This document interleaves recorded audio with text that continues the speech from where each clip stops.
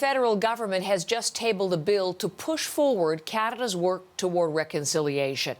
Legislation that would create a national oversight council, one that is mostly Indigenous, and one that would hold the government to account for the promises it makes to Indigenous peoples.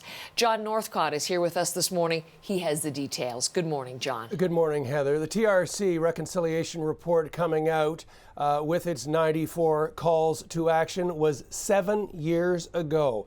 And now we are seeing concrete and Indigenous-controlled efforts to hold governments accountable, but also, and perhaps another larger aspect of this, is to keep the rest of Canada informed at the progress of reconciliation, and also to keep the rest of Canada informed about reality of Indigenous life in this country. The man who pushed for this council so many years ago on the TRC himself, one of the commissioners on that, Chief William Littlechild. Here is his reaction to what is Bill C-29. We need to know where we are today as far as reconciliation. And how do we measure the advancement of reconciliation?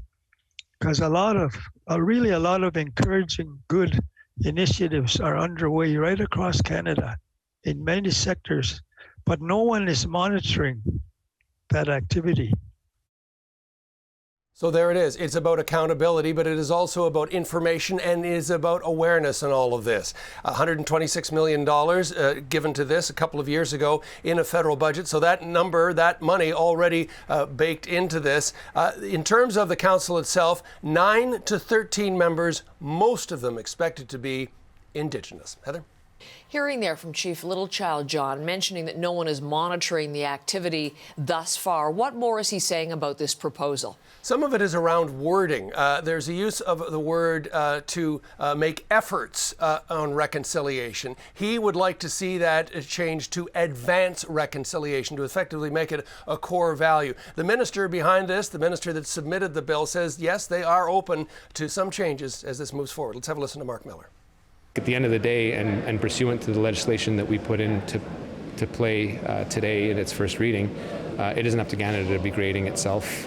It's really up to someone, an institution that is Indigenous-led, that can hold us to account in a better fashion.